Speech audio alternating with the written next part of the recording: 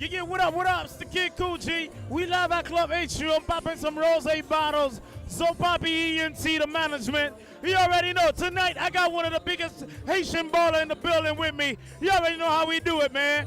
Every Sunday we got somebody doing something. Tonight, c'est pas l'autre monde, c'est B.O.B.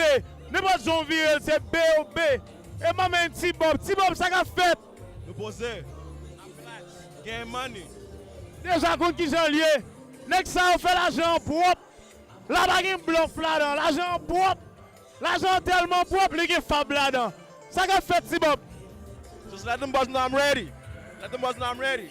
That just simple shit I don't say it. I'm ready. That's what I'm here for. I'm ready. They know me. They saw my face. Let them know I'm ready. I'm here. Whenever they're ready. 50 stack or better. T-Bob, combien de bouteilles vous faites so far, T-Bob? Ah, je fais 5 toujours. But je connais que je fais 50 pour assoyer. Pour aller acheter plus osé pour qu'on provoque moi. Pas que osé dans le canal, c'est pour T-Bob. You already know, it's the Kid Cool G. See, Richie's England, c'est superstar maker. I'm a baller maker. It's the Kid Cool G. So Bobby ENT is the label.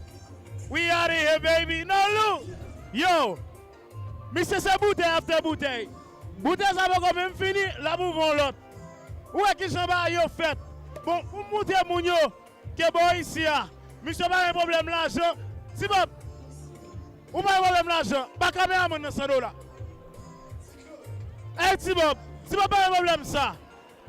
Caméraman dans ce dos-là. Présente caméraman. Ouais, comment dire? Nouvelle caméraman dans ce dos-là. Pas un problème ça ici. Et T-Bob, tenez, on va ton T-Bob, je dis à mes T-Bob, malé.